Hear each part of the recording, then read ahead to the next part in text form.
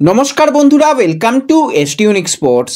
বন্ধুরা, এই ভিডিওতে আমরা কথা বলবো ইস্টবেঙ্গলকে নিয়ে বেরিয়ে আসা একটা ট্রান্সফার নিউজ নিয়ে।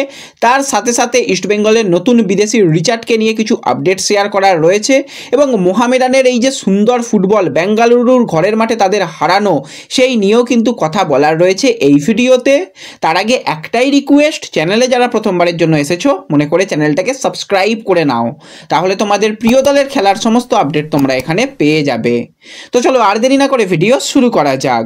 তো কালকে প্রথম যেটা ম্যাচ ছিল বেঙ্গালুরু এবং মোহামেডান, এবং ম্যাচটা একটা আউটস্ট্যান্ডিং ম্যাচ হয়েছে। মোহামেডান যেরকম লাস্ট দুটো ম্যাচে ক্লিনশিট রাখছিল এবং মেহরাজ উদ্দিন আসার পর মোটামুটি ডিফেন্স বেশ ভালো লাগছিল, কারণ যেই ডিফেন্স 4-5টা করে গোল প্রতি ম্যাচেই খেয়ে যাচ্ছিল, সেই ডিফেন্সকে নিয়ে কি করে ক্লিনশিট আনতে হয় সেটা কিন্তু মেহরাজ উদ্দিন তার প্লেয়ারদের বুঝিয়েছে এবং অবশ্যই চার্নিসবও কিন্তু ভালো কাজ করছে।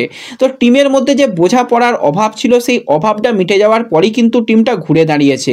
প্রথম যে প্লেয়ারের কথা বলবো সেটা হচ্ছে গোলকিপার।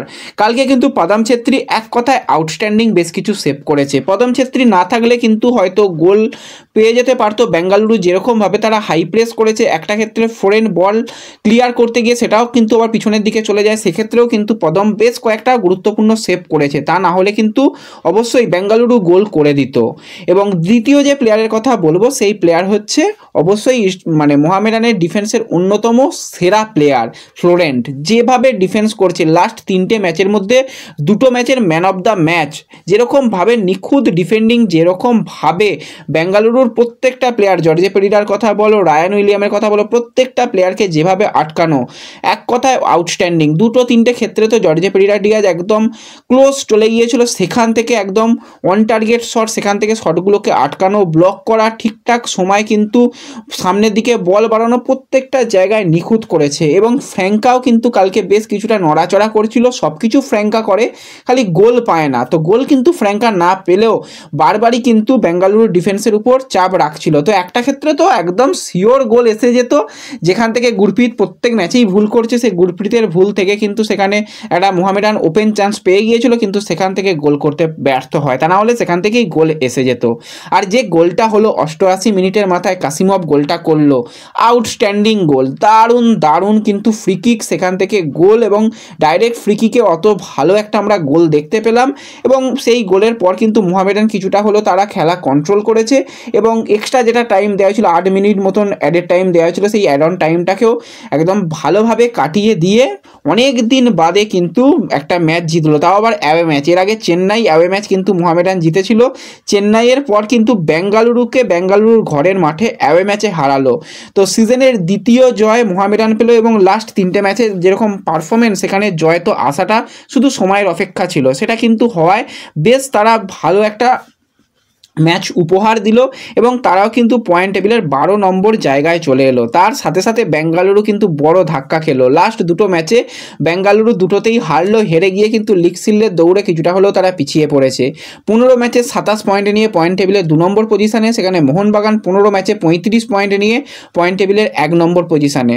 তো অবশ্যই মোহামেডান কিন্তু কিছুটা সুবিধা করে দিয়েছে মোহনবাগানের, এটা বলতেই হয়।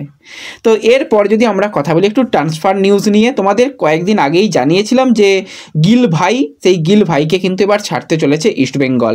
সেই প্লেয়ার আর অন্য কেউ নয়, 27 বছর বয়সী ভারতীয় সেন্টার ব্যাকের প্লেয়ার গুরসিমরাত গিল।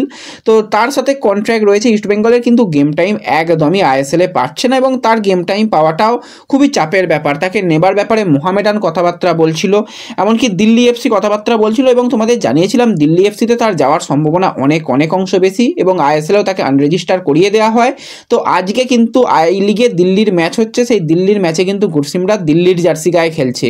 ইস্টবেঙ্গলের তরফ থেকে কোনো রকম অফিসিয়াল আপডেট কেন এলো না সত্যি জানি না, কিন্তু সে দিল্লি এফসিতে আজকে আই লিগ খেলছে, সে কিন্তু ইস্টবেঙ্গলের জার্সি গায়ে আর খেলছে না। শর্ট টার্ম কন্ট্রাক্ট 6 মাসের লোন ডিলে কিন্তু দিল্লি এফসিতে গেছে, এটা কিন্তু একদম অফিসিয়াল হয়ে যাওয়া উচিত ছিল। আশা করি 2-1 দিনের মধ্যে যদি ম্যানেজমেন্ট মনে করে অফিসিয়াল কিছু একটা আপডেট দেবে, তা না হলে তোমরা এটুকু ধরে নাও কেন এটাই হয়েছে যে সে কিন্তু ইস্টবেঙ্গলের জার্সি গায়ে আর এই যেটুকু সিজন বাকি রয়েছে সেটা আর খেলছে না। তো এরপরে যে প্লেয়ারকে নিয়ে কথা বলবো ইস্টবেঙ্গলের নতুন বিদেশি রিচার্ডকে নিয়ে। তো রিচার্ড কেন ডার্বি খেললো না, রিচার্ডের তো খেলার কথা ছিল, প্রচুর প্রচুর প্রশ্ন এসেছে। দেখো রিচার্ডের জন্য কিন্তু ইস্টবেঙ্গল একদম আগে থেকে তার রেজিস্ট্রেশন কমপ্লিট করে রেখেছিল যাতে তাকে ব্যবহার করা যায়, এবং যেরকমটা ইস্টবেঙ্গলের শীর্ষকর্তা জানিয়েছিল যে ডার্বির দিন সকালেই কিন্তু তার চলে আসার কথা রয়েছে যদি সব কিছু ঠিকঠাক থাকে। না, সব কিছু ঠিকঠাক ছিল না, তার কিন্তু মোটামুটি নর্থ ইস্টে পৌঁছাতে টিম হোটেলে পৌঁছাতে 5টা বেজে গিয়েছিল। 5:30টায় টিম হোটেল থেকে বেরিয়ে এসেছিল স্টেডিয়ামের উদ্দেশ্যে। তো সেক্ষেত্রে 5টায় এসে 5:30টায় ম্যাচ টিমের জন্য ম্যাচ খেলতে যাওয়া সম্ভব নয়। কালকে তার নর্থ ইস্টে আস্তে আস্তে অনেক বেশি সময় লেগে গেছে, তো সেই জায়গাতেই মূলত তাকে ব্যবহার করা যায়নি। কালকে গ্যালারি থেকেই রিচার্ড ম্যাচ দেখেছে, সেটা আমরা দেখেছি, এবং রিচার্ড তার পুরো পরিবার এবং ছোট্ট সন্তানকে নিয়েই কিন্তু ভারতে এসেছে। এবার রিচার্ড একদম নর্থ ইস্ট থেকে ডাইরেক্ট কলকাতায় আসছে, এবং পরবর্তী যেটা ইস্টবেঙ্গলের ম্যাচ রয়েছে সেই পরবর্তী এফসি গোয়া ম্যাচ থেকেই অ্যাভেলেবেল হয়ে যাবে। তার আইএসএলে তো রেজিস্টার রয়েছে, মাঝখানে যে কটা দিন সময় রয়েছে সেই কটা দিনে অস্কার তাকে নিয়ে মাজা ঘষা যেটুকু করার করে নেবে, এবং আক্রমণে আরও একজন লোক বাড়লো। তো দেখা যাক গোল ফোল করতে পারে কিনা, কারণ আগের বছর যে প্লেয়ার গোল্ডেন বুট জিতছে সেই প্লেয়ার যদি না গোল করতে পারে রিচার্ড এসে কতটা কি মানিয়ে নিতে পারবে সত্যি জানা নেই, ভরসা নেই একদমই। তবু যদি ভরসার দাম কিছু দিতে পারে সেটা দলের জন্য ভালো। আর ইস্টবেঙ্গলের পক্ষে এই সিজনে খুব বেশি কিছু করার মতন জায়গাও আর বাকি রয়েছে বলে মনে হয় না। তো দেখা যাক পরের ম্যাচগুলো কীরকম কী হয়, সেই দিকেও আমাদের নজর থাকবে। তো ব্যাস এই ভিডিওতে এটুকুই আপডেট শেয়ার করার ছিল। ভিডিও ভালো লাগলে লাইক শেয়ার করতে পারো, চ্যানেলে প্রথমবারের জন্য এলে চ্যানেল সাবস্ক্রাইব করে নিও। তো দেখা হবে পরবর্তী ভিডিওতে, ধন্যবাদ।